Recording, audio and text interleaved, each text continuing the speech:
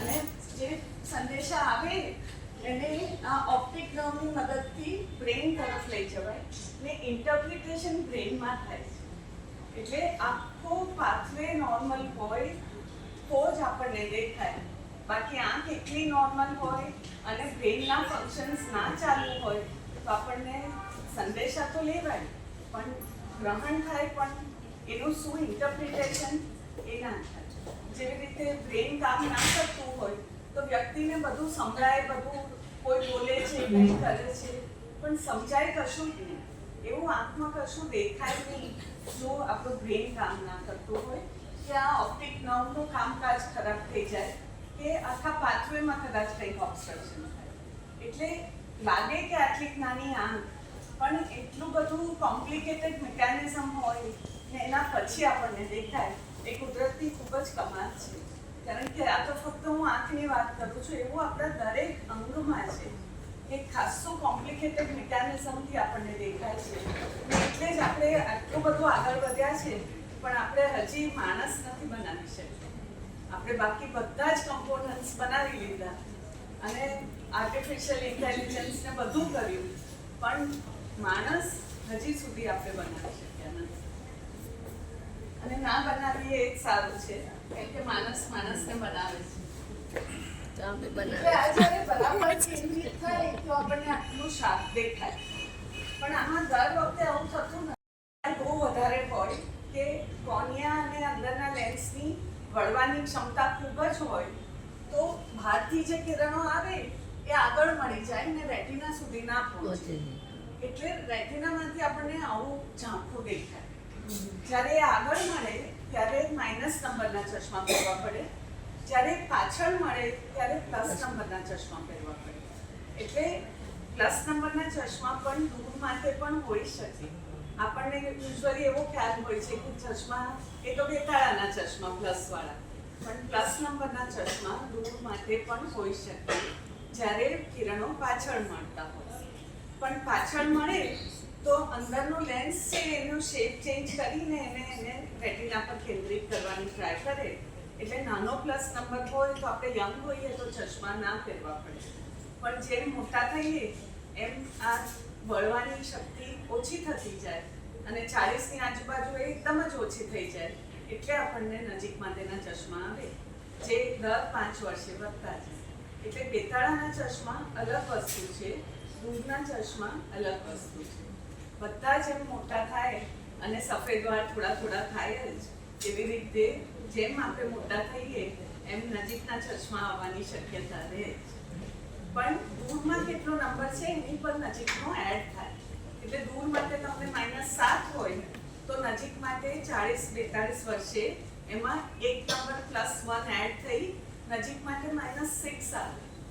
દૂર માટે કાંઈ ના હોય તો નજીક માટે +1 આવે.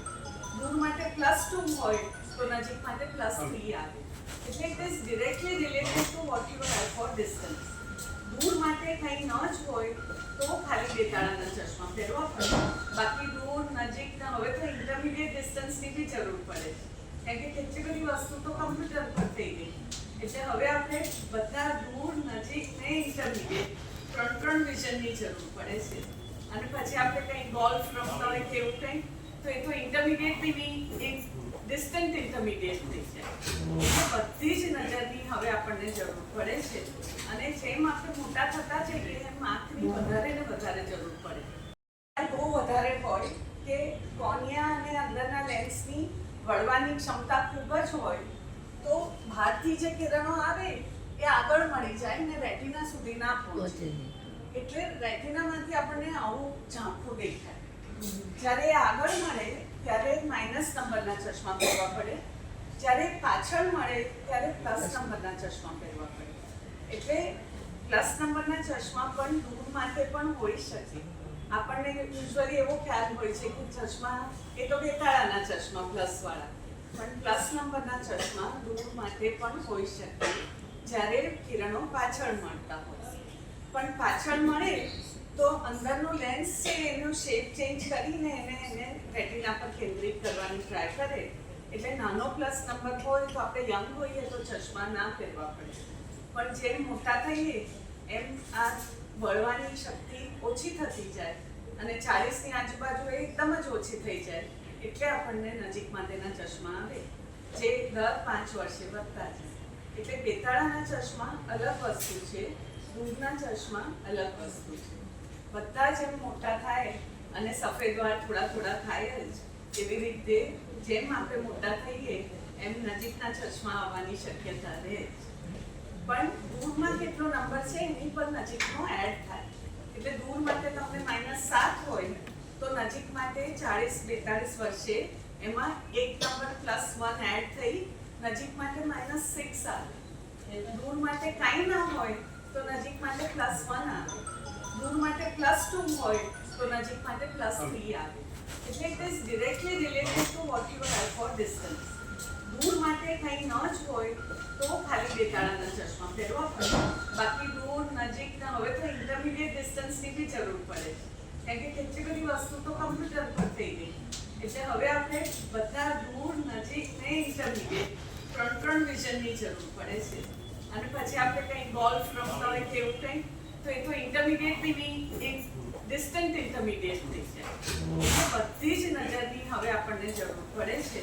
અને જેમ આપણે મોટા થતા જઈએ એમ આંખની વધારે ને વધારે જરૂર પડે. થઈ શકે, ડ્રાય આઈસ થઈ શકે, એલર્જીસ થઈ શકે. એટલે કોન્ટેક્ટ લેન્સ થોડો સમય માટે કોઈ વ્યક્તિ વાપરે એ બરાબર છે. કોન્ટેક્ટ લેન્સથી આંખનો નંબર વધતો અટકી નથી જતો અને કોન્ટેક્ટ લેન્સ પહેરવાથી ફક્ત નજર થોડીક વધારે સારી મળે, કારણ કે એ આંખની ઉપર બેસે એટલે જે મિનિફિકેશન કે મેગ્નિફિકેશન થઈ જવાનું હોય, ચશ્મા પહેરો તો એમાંથી બધું ઝીણું ઝીણું દેખાય તમારા હાઈ માઇનસ નંબર હોય તો. એ કોન્ટેક્ટ લેન્સમાં એવું ના થાય. એટલે કોન્ટેક્ટ લેન્સ અમુક ઉંમર 12-14 વર્ષ પછી 1-2 વર્ષ માટે બાળકો પહેરે તો ચાલે, પણ આખી જિંદગી કોન્ટેક્ટ લેન્સ પહેરવા પણ આંખ માટે નુકસાનકારક છે.